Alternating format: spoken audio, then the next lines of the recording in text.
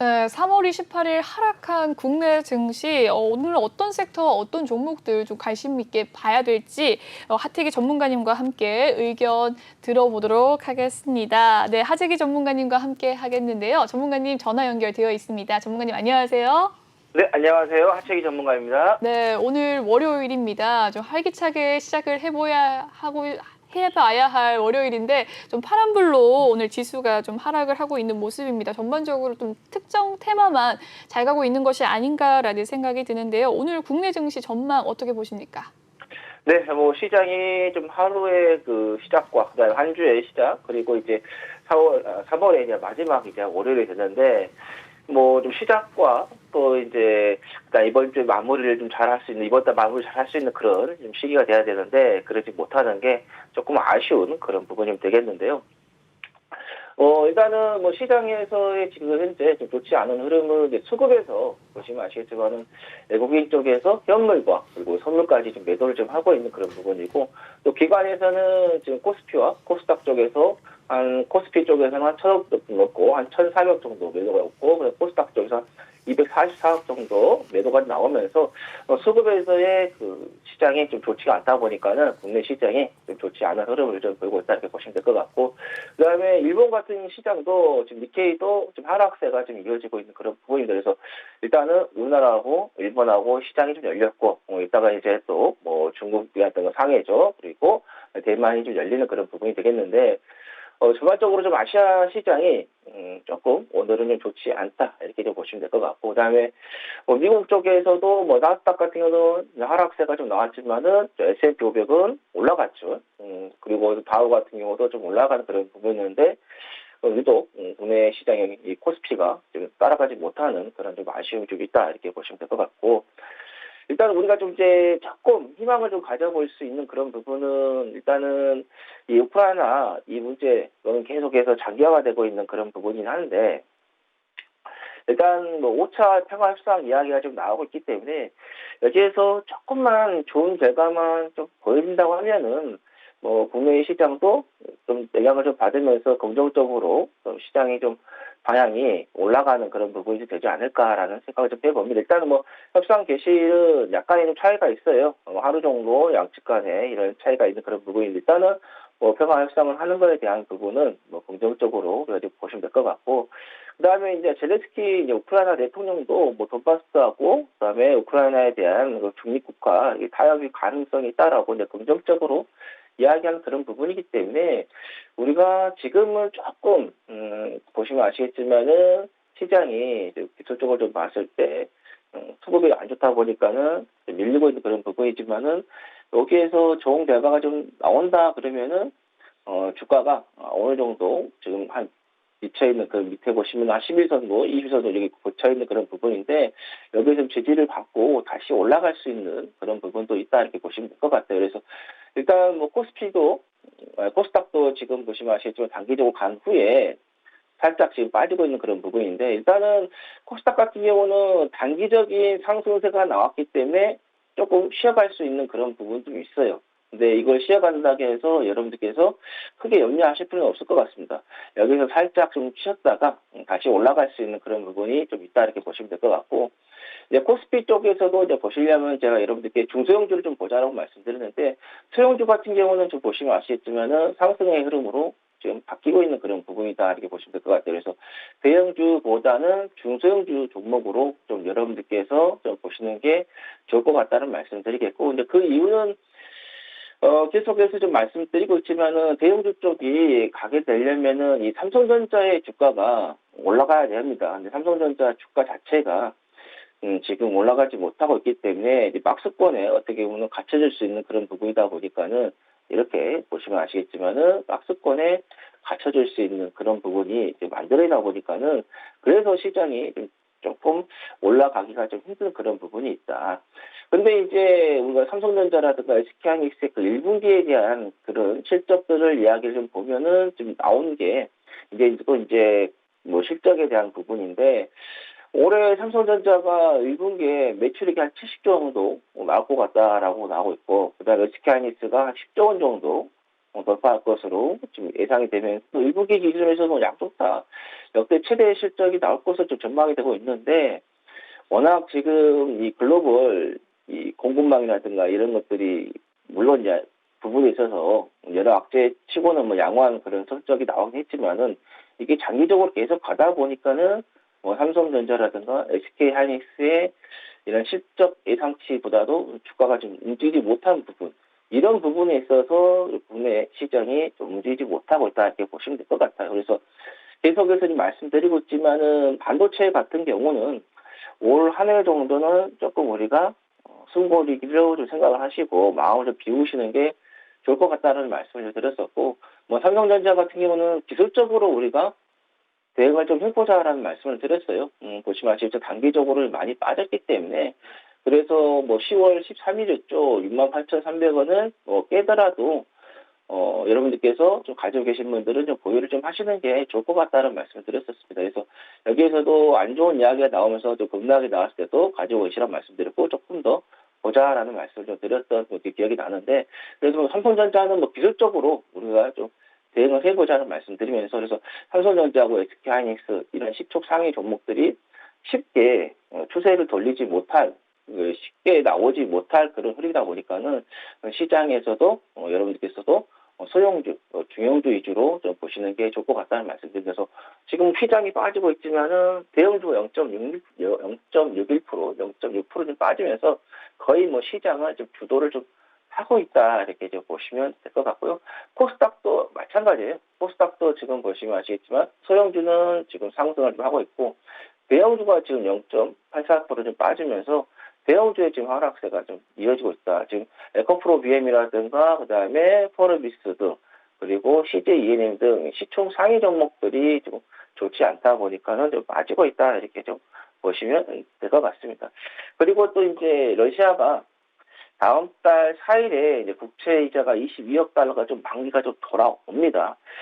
지난주에 국채 이자 1억 1,700만 달러를 좀 지급을 좀 했는데 보겠습니다. 이게 한 2조 한 9천억 정도 되는데 이걸 이자 및 원금을 좀 지불할 수 있을지 이 부분도 조금 우리가 좀 관심을 좀 가져봐야 될 것 같아요.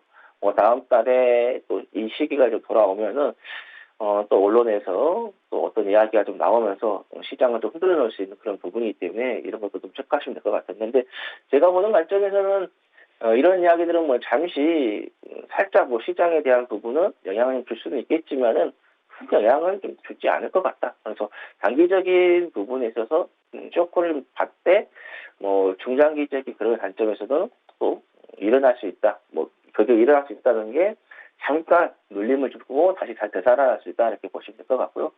그 다음에 이제 대차 잔액이 2달 새에 한 6조가 좀 늘어난 그런 부분이에요. 이게 이제 공매도가 좀 쏟아질 것으로 좀 생각하고 있는 그런 부분도 있는데 보통 이제 투자자들이 이제 주식을 좀 빌리고 갚지 않은 물량 이제 대차 거래가 좀 늘고 있는 그런 부분인데 또 대차가 좀 늘어나게 되면은 아무래도 하락에 대한 그 가능성이 좀 높아지다 보니까는 조금 시장에서 우려를 좀 하고 있는 것 같습니다. 뭐 27일에 금융투자협회에서 이제 발표를 했는데 대차 거래 잔액이 한 70조 정도 됐다. 정확하게는 70조 70조 7,029억 정도 된다라고 했고 코스피 쪽에서는 한 55조 8천억 정도, 코스닥 쪽에서는 14조 8천억 정도 된 그런 부분인데 이런 것들이 조금 걸림돌은 될 수 있을 것 같은데 뭐 이런 것들도 단기적인 그런 부분에 있어서는 시장을 좀 흔들어 놓을 수도 있겠지만은 중장기적인 부분에 있어서는 또 얼마든지 지금 정도는 워낙 기술적으로 많이 빠졌기 때문에 올라갈 수 있다라고 보시면 될 것 같고요. 그 다음에 에디슨 모터스가 인수대금이었죠. 2,743억을 좀 미납했다라고 해가지고 쌍용차 M&A 무산 이익이 지금 되고 있는데 원래는 25일까지 계약금이죠. 305억을 좀 제외한 납부해야 되는 그런 부분이 좀 나왔는데 쉽지 않을 것 같습니다. 지금 에디슨 관련해가지고 주가의 좀 흐름을 좀 보면은 보시면은 작년에 어마어마하게 올라갔습니다. 상상을 초월할 정도로 올라갔던 그런 부분인데 보시면은 작년에만 한 해만 4,375%입니다. 고가 대비해서요. 엄청나게 좀 올라간 그런 부분인데 아마 이걸 좀 주가를 가지고 계신 분들이 상당히 어려움이 좀 있으실 것 같은데, 제가 보는 관점에서는 엄청난 이슈가 나오지 않는 이상은 82,400원을 지금 가기에는 조금 어렵지 않나라는 생각을 좀 해봅니다. 그래서 만약에 가지고 계신 분들이 계신다고 하면은, 아, 나는 끝까지 나는 갖고 가고 싶다, 뭐 갈 계획이다 하시면 뭐 상관이 없으신데, 그러지 않으신다고 하면은 주가가 이렇게 단기적으로 빠진 부분에 있어서 반등이 나오면은 좀 일정 부분에 있어서 좀 비중을 좀 축소를 하시는 게 좀 어떨까라는 생각을 좀 해봅니다. 그래서 역대 저렇게 뭐 한 해에 4,000% 넘게 올라가고 나서 다시 그거를 돌아가는 그런 경우는 극히 역사적으로도 우리나라에서 별로 없었기 때문에, 그래서 비중을 좀 축소를 좀 하시는 게 좋을 것 같다라는 생각이 듭니다. 그리고 오늘 좀 시장에서 움직이는 그런 섹터를 좀 보면은 리모델링 관련된 종목들이 좀 움직이고 있는 그런 부분이죠. 지난주 금요일에 갑자기 시간에 이제 급등이 나오는 그런 부분이 나왔었어요. 한국 가구 같은 경우도 시간에 이제 상한가 좀 들어갔고, 오하임, INT 같은 경우도 상한가 좀 들어갔고, 그다음에 덕신 하우징도 마찬가지고, 뭐 NX라든가 NX라든가, 그다음에 현대리바트, 이렇게 그냥 시간에 갔던 종목들이 이제 다시 좀 올라가는 그런 부분인데, 윤석열 대통령 당선인이 국토부 업무 보고에 깜짝 참석했다. 그래서 이제 주택 건축에 대한 규제 완화 방침을 좀 강조했다라는 이야기가 나오면서, 보시면 아시겠지만은 관련된 종목들이 급등을 했었고, 근데 이제 시가 대비해서 보시면 아시겠지만 전부 다 밀리는 그런 부분이에요. 지난번에 한번 제가 여러분들께 시간에 급등했던 종목들은 그날 뭐 시가를 높게 잡고 빠지거나 아니면 하루 있다가 빠지는 경향이 있다라고 말씀을 드렸었는데, 오늘은 뭐 시가 높게 잡고다가 거의 대부분 지금 빠져버리는 그런 부분이었기 때문에, 여러분께서 뭐 시가 외에 상승해서 급등이 나왔던 종목들은 될 수 있으면은 그 다음날 상황 봐서 좀 정리를 좀 하시는 게 좋겠다라는 말씀 드립니다. 그래서 시간에 상승했다고 해서 그걸 무조건 뭐 여러분들께서 그 다음날 매수하지 마시고 좀 상황을 보고 매수를 하시든지, 아니면은 내가 가지고 있었는데 시간에 뭐 급등이 됐다 그러면은 시간에 급등한 그 부분에 있어서 시가에 좀 일정 부분 매도를 하시고, 그 다음에 또 상황 봐서 또 이렇게 매도를 하시는 전략을 좀 가져가시는 게 좋을 것 같다라는 말씀 드립니다. 네, 좋습니다. 오늘 일단 국내 증시에 대한 이야기 남겨주시면서 전문가님께서 많은 이야기 남겨주셨는데요. 먼저 이 우크라이나와 러시아의 5차 평화 협상에 대한 기대감 속에서 이 지정학적 리스크가 어느 정도 우려가 해소될 것이다라는 이야기 남겨주셨고요. 또 코스피와 코스닥 전반적인 흐름 이야기해 주신 가운데 역시나 코스피는 대형주보다는 중소형주 위주로 좀 상승 흐름이 있을 것 같다라는 이야기, 삼성전자가 역시나 가야 된다라는 이야기 남겨주셨는데, 아직까지는 좀 박스피에 머물러 있는 삼성전자, 그래도 1분기 최대 실적 기록할 것이다라는 전망 속에서 좀 긍정적인 장기 전망 남겨주셨습니다.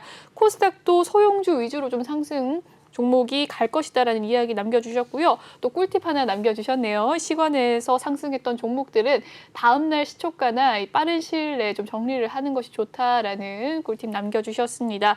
전문가님, 오늘 아까 말씀해주신 것처럼 건축 자재 이 종목들이 좀 상승을 하고 있는데요. 이 특징 테마가 오늘 좀 건축 제품과 건축 자재 관련주입니다.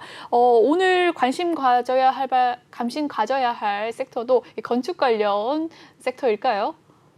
네, 제가 여러분들께 이제 말씀드리는 게, 지금 뭐 시장에서 같은 경우는 추격 매수를 했을 경우는 조금 여러분들께서 상당히 부담을 느낄 수 있는 그런 시장입니다. 지금 보시면 아시겠지만은, 물론 이제 몇 개의 그 섹터들은 지속적으로 가는 그런 부분이 있었어요. 특히 이제 사료 관련된 뭐 섹터 같은 경우는 뭐 지속적으로 가는 그런 부분이 있었죠. 뭐 현대사료 같은 경우는 뭐 인수 이야기가 나오면서 또 이제 인수했던 기업에 의해서 또 이제 바이오 쪽으로의 뭐 전환에 대한 이야기가 나오면서 갔던 그런 부분이고, 그다음에 뭐 한일사료 같은 경우도 조금 지속적인 상승세가 좀 나왔던 그런 부분인데, 전체적으로 봤을 때는 그런 게 어느 한두 개 정도 기였지, 대체적으로 보면은 뭐 하루 이틀 가다 보면은 또 스톱하는 그런 부분이 좀 있었습니다. 그래서 제가 여러분들께 말씀드리는 것은 급등이 나온다고 해서 그 급등 테마라고 해서 섹터라고 해서 추격 매수하지 마시고 우리가 조금 차분하게 좀 기다려서 대응을 할 수 있는 그런 테마라든가 섹터로 좀 보시면 될 것 같아요. 뭐 사료주 같은 경우도 제가 현대사료 같은 경우도 급등하기 전에 조금 전에 뭐 미리 언급을 좀 드렸던 그런 부분인데 저는 그런 관점에서 지금 우리가 좀 봐야 될 게 바로 이 음식료 업종이 되지 않겠느냐라는 생각이 듭니다. 그래서 일단은 고물가 상승으로 인해서 보시면 아시겠지만은 사료주들 같습니다. 근데 사료주들이 급등을 좀 많이 하는 그런 부분이다 보니까는 우리가 들어가기에는 조금 어려운 그런 부분이고 그래서 이 음식료 업종을 조금 어떻게 보면은 곡물 가격 상승 대비해서 우리가 가지를 못했어요. 근데 보시면 아시겠지만은 이 우크라이나 문제 같은 경우는 단기간에 뭐 끝나기가 좀 어려운 그런 부분이죠.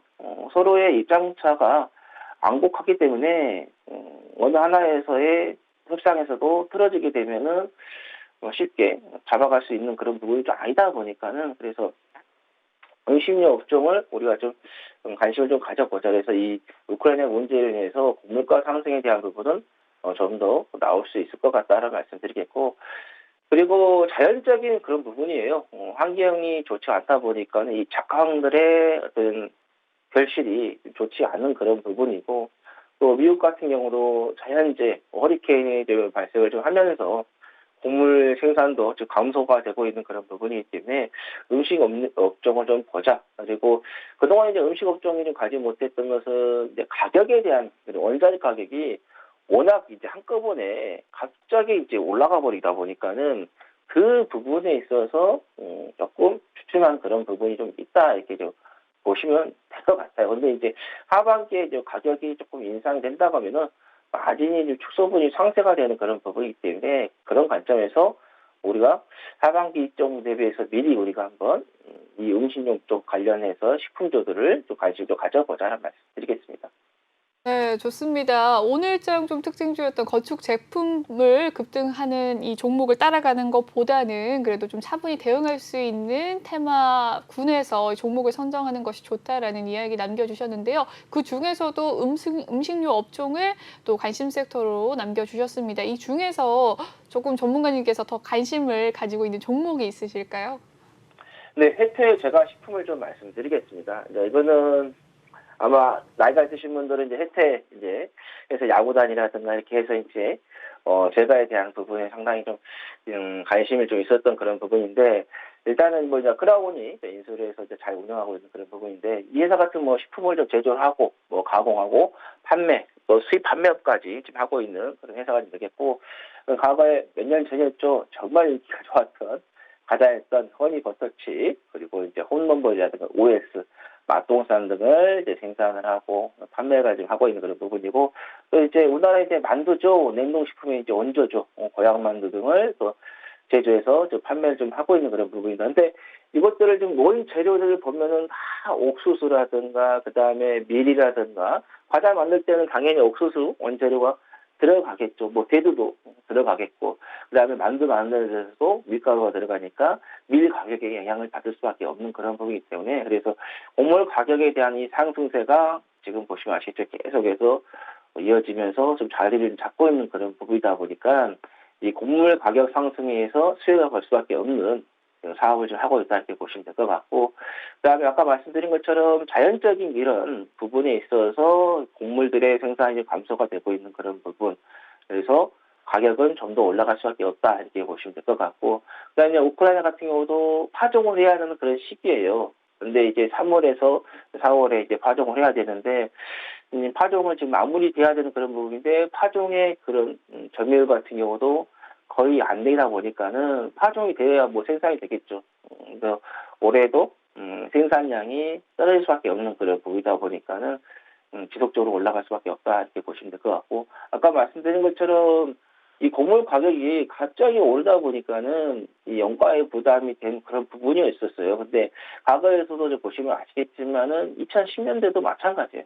똑같이 그때도 곡물 가격이 올라갔을 때 바로 주가가 올라간 게 아니라 곡물 가격이 올라가고 나서 그 다음에 이제 식품 가격들이 올라가는 그런 부분이기 때문에 그래서 조금 후행하는 그런 부분이 있었어요. 그래서 원가의 부담에 대한 부분이 있어서 느꼈고, 이제는 하반기 정도 가격이 인상이 된다고 하면 마진 축소분이 상쇄가 되다 보니까는 이런 제과 제품들, 식품회사들 같은 경우는 곡물 가격 상승한 후에 좀 올라가는 움직이는 그런 부분이 있었다, 이렇게 보시면 될 것 같습니다. 그래서 혜택 제과 식품에 대한 관심을 좀 가져보시면 될 것 같고, 주가의 좀 흐름을 좀 우리가 분석을 좀 해보면요, 차트를 보면은 코로나 때 이제 모든 종목들이 다 빠졌음이에요. 그거는 전 세계적으로 다 빠졌기 때문에. 그래서 이렇게 한 번 올라가고 나서 조정이 나왔죠. 그리고 상승하고 나서 조정이 나왔고, 보시면 아시겠지만은 사이클이 크게 가는데 고점이 지금 높여가고 있는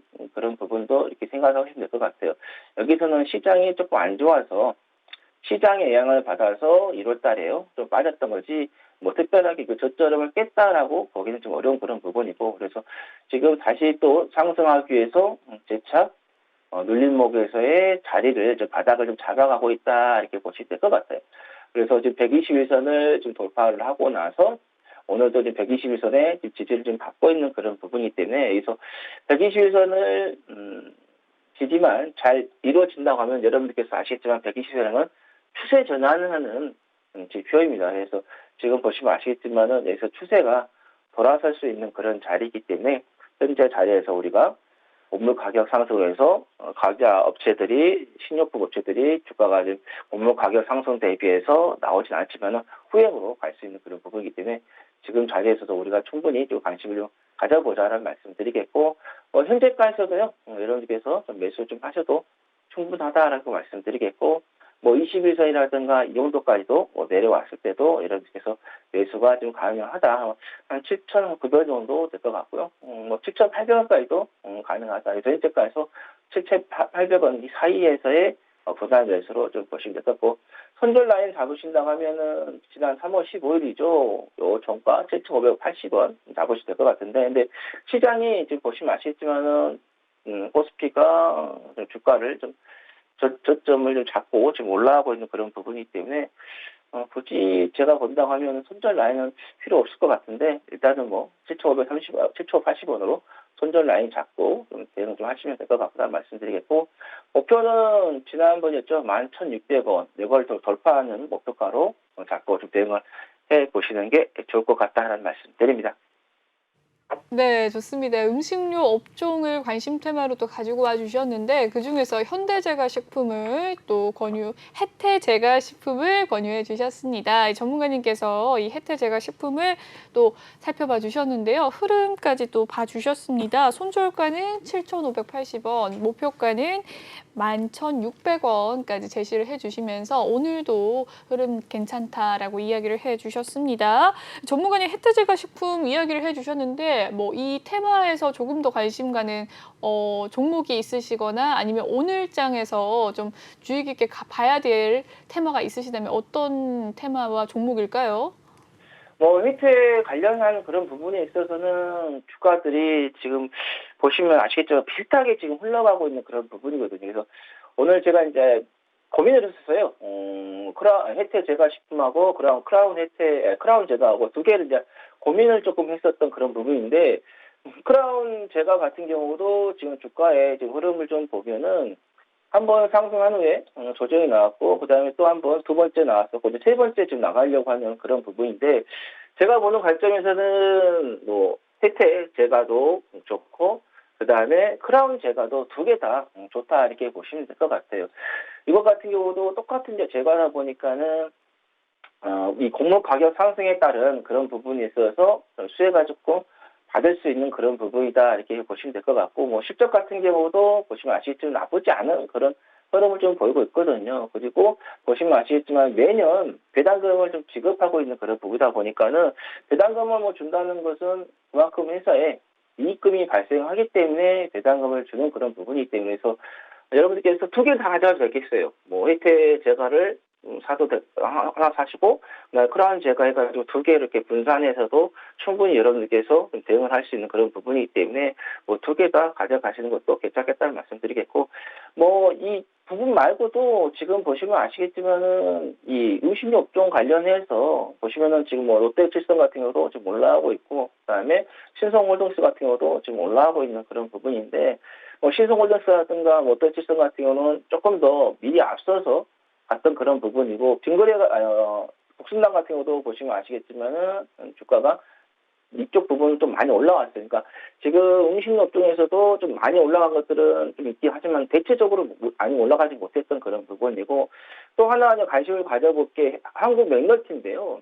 이거 같은 경우는 우리나라의 그 커피 원두에 거의 뭐 믹스에 들어간 이 원두 커피 이런 것들은 거의 대부분 여기에서 수입한다 이렇게 보시면 될 것 같아요. 그래서 인스턴트 커피 같은 경우는 거의 뭐 한국 맥널티에서 수입을 해서 다른 업체들한테 제공하는, 공급하는 그런 부분인데, 지금 이 커피 가격 같은 경우도 상승세가 두드러지게 나왔고, 앞으로도 커피 생산에 대한 부분에 있어서도 자연적인 부분에 있어서, 왜냐하면 코로나가 이제 계속 발생하다 보니까 우리가 만나서 일을 해야 되는데 일을 못했기 때문에 그래 생산이 감소가 되는 그런 부분이니까 한국 맥널티 같은 경우도 우리가 커피 쪽 관련해가지고도 수혜가 될 수 있는 그런 부분이기 때문에 한국 맥널티도 좀 관심을 가져보자는 말씀드리겠습니다.